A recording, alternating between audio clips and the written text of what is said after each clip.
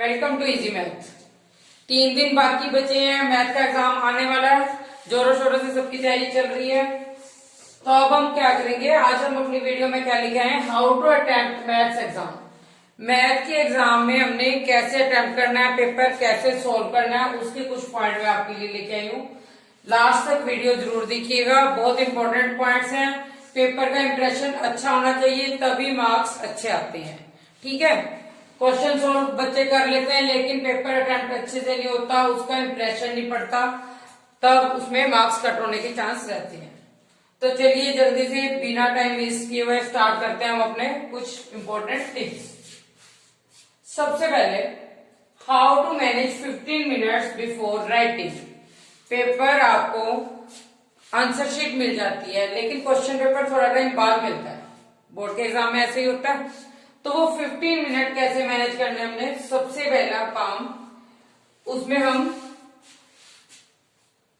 Check करेंगे roll number, subject वगैरह अपना बिल्कुल ध्यान से लिखना है। ठीक है, सबसे पहला पॉइंट, रोल नंबर, सब्जेक्ट वगैरह सब कुछ ध्यान से लिखना है। वही के वही डिजिट चेंज करने हैं, उसमें वही के वही डिजिट हमने नोट करने हैं, उसके अंदर उतारने हैं आंसर शीट में। फिर भी कहीं कोई डाउट हो, कोई बॉक्स फिल नहीं कर पाते, कुछ है, तो वहां जो टीचर होते हैं, इन्विजिलेटर होते हैं, उनसे क्वेश्चन पूछ लेना कि हम यहाँ पे क्या अटेम्प्ट करें, उसके बाद फिल करना है। यानी इस पोर्शन के अंदर कहीं कोई कटिंग नहीं होनी चाहिए। सबसे मेन पॉइंट, कोई व्हाइटनर यूज ना हो, कटिंग ना हो। सबसे पहला इंप्रेशन पेपर का यही होता है। ठीक है, उसके बाद पेन का ध्यान रखना कि विच पेन मतलब कौन सा पेन आप यूज करोगे। एक तो बिल्कुल न्यू पेन ना हो, थोड़ा चला हुआ पेन ले, 1-2 दिन पहले उसमें से ट्राई कर ले, एक आध क्वेश्चन लिख के देखें। कोशिश करनी है जेल पेन ना हो। कई बच्चों को वैसे जेल पेन की हैबिट होती है, स्कूल में जेल पेन से लिखवाते हैं, जिसको जो सुटेबल लगे। फिर भी ट्राई करना चाहिए कि बॉल पेन यूज हो पेपर में। और पेपर में कलर कौन सा पेन का, सिर्फ ब्लू पेन यूज करना बस। ठीक है, कोई रेड नहीं, ग्रीन नहीं, ब्लैक नहीं, ब्लू पेन यूज करते हैं। और अंडरलाइन या हेडिंग के लिए ब्लू स्पार्कल ले सकते हैं या ब्लू स्केच पेन भी ले सकते हैं। ठीक है, ये तो होगी पेन की बात। रोल नंबर, सब्जेक्ट वगैरह सभी लिखे।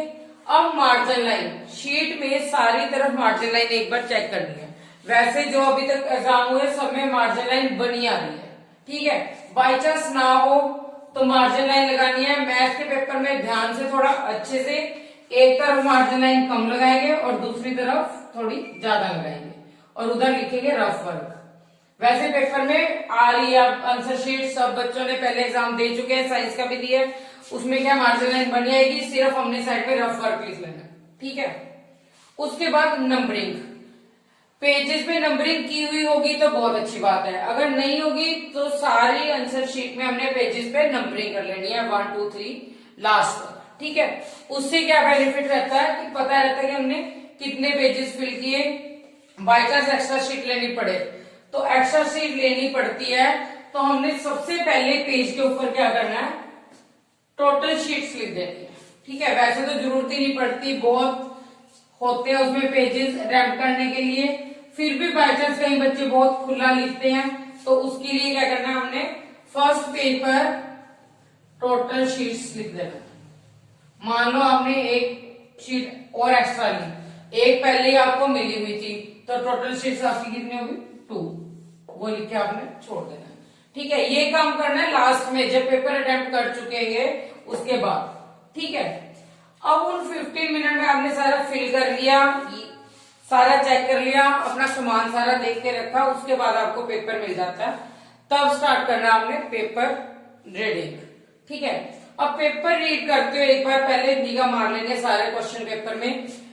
मेनली आपने लास्ट के 5 मार्क्स के क्वेश्चन देख लेना पहले कि आपको अच्छे से आते हैं, तो सबसे पहले यही करने चाहिए। मेरे अकॉर्डिंगली सबसे पहले यही क्वेश्चन करने चाहिए अगर आपको अच्छे से आते हैं।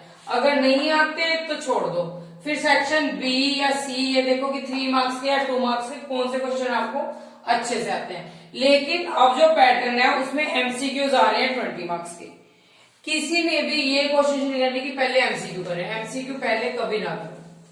ठीक है, टाइम वेस्ट होता है, इसलिए क्या है एमसीक्यू के लिए लास्ट का टाइम बचा के रखो। सबसे पहले आपने 5, 3 वाले देखने की, अगर आपको इनमें से अच्छे से आते हैं तो सेक्शन डी या सी सबसे पहले अटेम्प्ट करना है। ठीक है, मैथ के पेपर में ये ध्यान रखना है आपने, इनका टाइम मैनेजमेंट बहुत जरूरी है।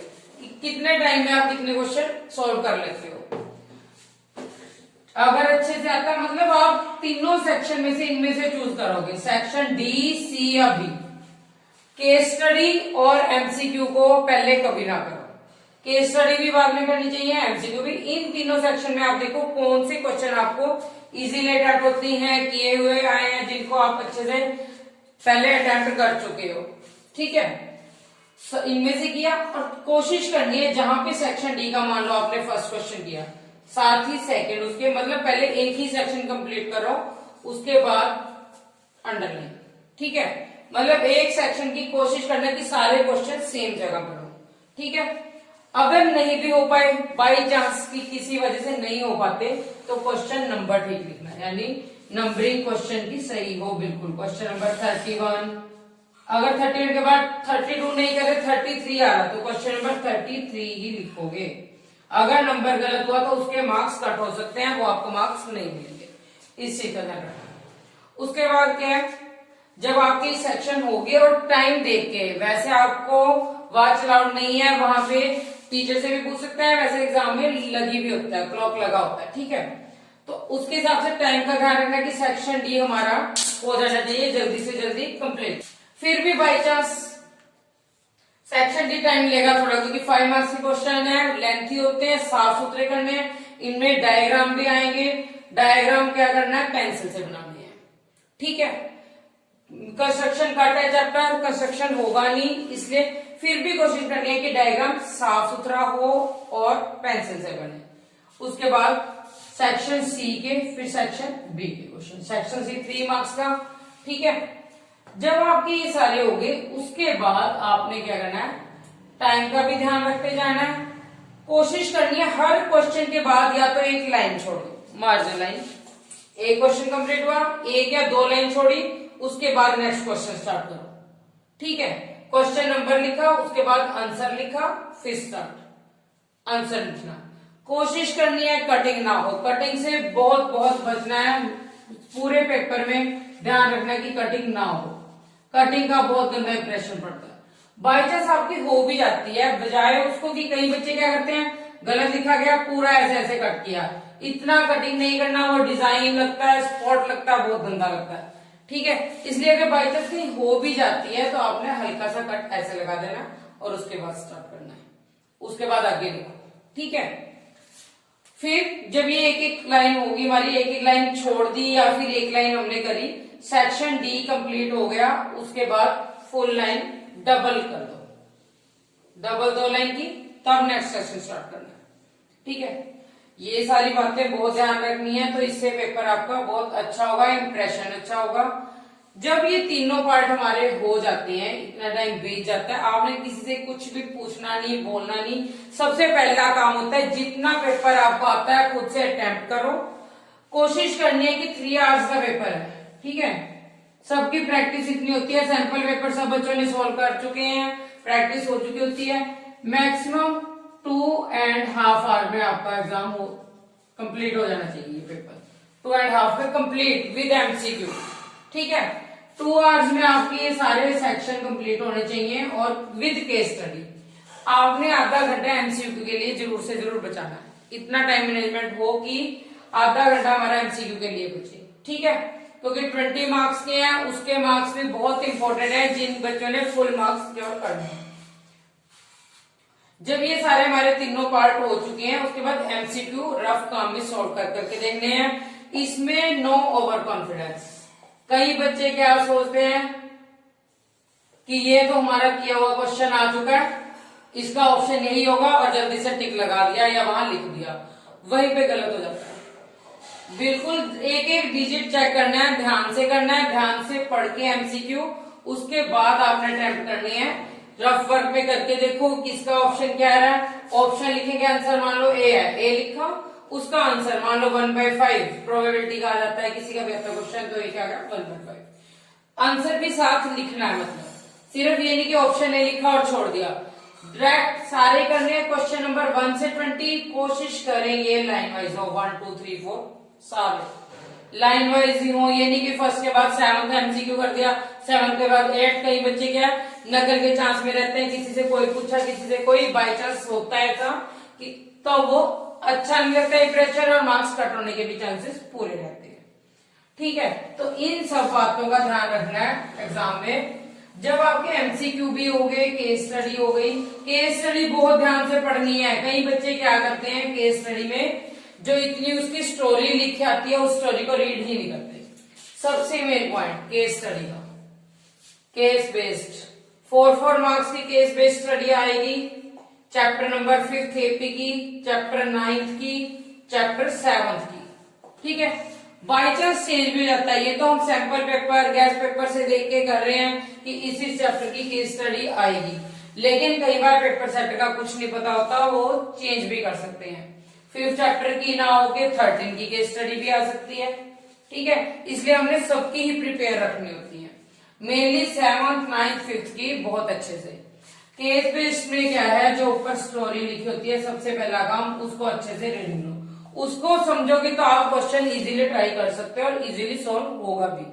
ठीक है, सबने सैंपल पेपर में बहुत कर चुके होंगे, प्रैक्टिस हो चुकी है काफी, लेकिन यही ध्यान रखना कि पहले ऊपर की डिजिट भी देखो, उसका क्वेश्चन समझो क्या, उसके बाद आंसर लिखो, क्योंकि 4 मार्क्स के क्वेश्चन आएंगे। ये केस बेस्ड स्टडी 4 मार्क्स की होगी एक चैप्टर की, उसमें 1 का भी हो सकता है, 2 का भी हो सकता है, 2 के भी क्वेश्चन हो जाते हैं। ये पेपर सेटर की अपनी चॉइस है कि वो कैसे एग्जाम में देता है हमें क्वेश्चन। ठीक है, इन सब बातों का ध्यान रखना है, एमसीक्यूज का, केस बेस्ड स्टडी का, कि जो आपको आते हैं सबसे पहले वही क्वेश्चन करनी है। ठीक है, और हाँ सबसे मेन बात कि अटेम्प्ट सारे क्वेश्चन करना है। देखो ये पॉइंट भी लिखा मैंने, अटेम्प्ट ऑल क्वेश्चंस आते हैं चाहे नहीं आते आपको, लेकिन क्वेश्चन पेपर में हमने ये सारे के सारे अटेम्प्ट जरूर करने हैं। उसका मेन बेनिफिट क्या रहता है कि बाय चांस, वैसे तो कोई एक्स्ट्रा क्वेश्चन आता नहीं है सिलेबस से बाहर, आउट ऑफ सिलेबस कुछ नहीं होगा, फिर भी बाय चांस अगर कोई आ जाता है तो बोर्ड का एक क्राइटेरिया रहता है कि जिस बच्चों ने क्वेश्चन अटेम्प्ट करना स्टार्ट किया, चाहे वो निकला सोल्व हुआ या नहीं हुआ, तो वो उनको मार्क्स देते हैं, ग्रेस मार्क्स उनको ही मिलते हैं। इसलिए आपको कुछ भी पता हो उस क्वेश्चन के बारे में, जैसा भी पता हो उसको अटेम्प्ट करने की कोशिश करें, कि कोई क्वेश्चन ऐसा ना हो कि छोड़ के आए, क्वेश्चन सब अटेम्प्ट करने हैं। ठीक है, रही बात अब जो इंटेलिजेंट स्टूडेंट है उनके सब तैयारी है, सब अच्छा किया हुआ है, प्रिपरेशन अच्छी है, करेंगे। लेकिन जिन बच्चों को चैप्टर 13 मुश्किल होता है, 13 चैप्टर है मेंसुरेशन, ठीक है, तो उसमें क्या करना है, फॉर्मूलेज लर्न है, नहीं लर्न किसी से आसपास से पूछ भी सकते हैं थोड़ा सा, ये क्या एक बार जो जो चीज गिवन है, गिवन होगी आपको, ठीक है, वो गिवन लिखा कि रेडियस गिवन है, डायमीटर है, जो भी दिया है वो लिखो। ठीक है, जो चीज फाइंड करनी है उसमें क्वेश्चन मार्क डाल के छोड़ दो। इन तीनों में रिलेशन है या आपको फॉर्मूला से पता चल रहा है तो आप सिर्फ फॉर्मूला लिखोगे जब भी नंबर मिलेंगे, इसलिए फॉर्मूला जरूर लिखना। फॉर्मूला पूछ भी सकते हो, लर्न है बहुत अच्छी बात है, उसमें सिर्फ वैल्यू डाल के छोड़ दो, तब भी आपको 1 या 1.5 मार्क्स जरूर मिलेगा। मतलब सारे क्वेश्चन आप अटेम्प्ट करोगे तो मार्क्स ज्यादा आने के चांस रहते ही रहते हैं। ठीक है, क्योंकि मैथ्स में हमेशा क्या होती है, स्टेप मार्किंग होती है, जितने स्टेप आपके ठीक जाते रहेंगे उतना आपको बेनिफिट मिलता रहेगा, उतने मार्क्स मिलते रहेंगे। और जहां पे स्टेप गलत हुआ वही, उसके आगे बेशक आपने सही भी लिखा है फिर भी चेक नहीं होता, जहां पे स्टेप गलत हुआ वही क्रॉस। ठीक है, ऐसे ही चैप्टर नंबर 6 चैप्टर में थ्योरम्स है, बहुत इंपॉर्टेंट है। बीपीटी थ्योरम, बीपीटी को थेल्स भी बोलते हैं, ये दोनों अच्छे से करोगे। इसमें स्टेप बाय स्टेप हर चीज लिखनी है, statement, given, to prove, construction, proof और डायग्राम, सब कुछ बहुत अच्छे से बनाना है। इसमें एक एक स्टेप के नंबर है, हर इसमें ज्योमेट्री हो, थ्योरी है, हर चीज लिखनी है। चैप्टर 9 में भी बाई चांस केस स्टडी की बजाय क्वेश्चन आ जाता है, जैसे ट्रायंगल बनाते हैं हम, इस पे अप्लाई करते हैं, तो इसमें भी कि इसको हाइट क्या ले रहे हैं हम, इसको क्या लेट की है, वो सारा थ्योरी की फॉर्म में लिखना है, तब आपके मार्क्स बहुत बहुत अच्छे सिक्योर करोगे आप।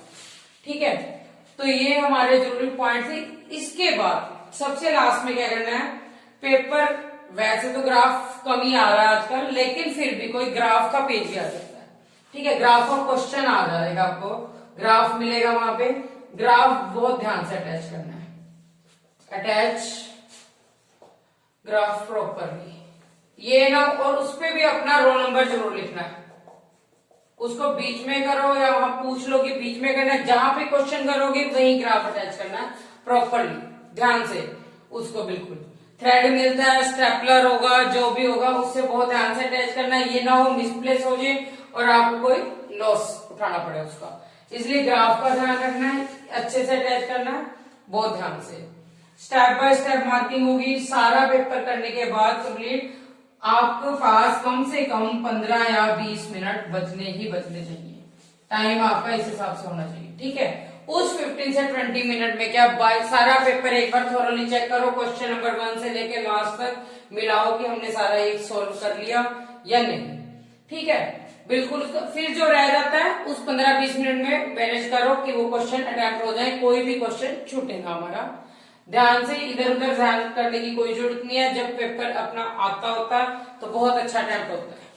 ठीक है, तो इस 15-20 मिनट में हमने ये काम करना है। उसके बाद सारा पेपर चेक करके कि थोरोली हो गया, तब लास्ट पेज पे अगर आपने शीट एक्स्ट्रा ली है तो टोटल शीट जैसे मैंने पहले बताया उसमें वहां लिखो, वरना सारा चेक करके एक बार लास्ट में अच्छे से डबल अंडरलाइन लगा दो। ठीक है, जहां पेपर ओवर होता है। और जो पेज बाकी एक्स्ट्रा रह जाते हैं, ये भी ध्यान रखना है, जो पेज एक्स्ट्रा बाकी खाली रह जाते हैं, अगर आपके पास टाइम है तो उसमें ऐसे क्रॉस लगा दो बाकी के पेजेस में। ठीक है, उन पेजेस में एक क्रॉस लगा सकते हैं। बहुत इंपॉर्टेंट, बहुत जरूरी पॉइंट्स थे ये सारे। अच्छे से सारे ध्यान से करना पेपर की तैयारी करते चलो। 2-3 दिन हमारे पास हैं, 3 दिन है सिर्फ। काउंटडाउन बिल्कुल स्टार्ट हो चुका है। पेपर बहुत अच्छा आएगा, सारे सब्जेक्ट्स के पेपर इजी आए हैं। अब देखते हैं मैथ्स का पेपर कैसा आता है। All the best all of you, thanks for watching, stay tuned with us.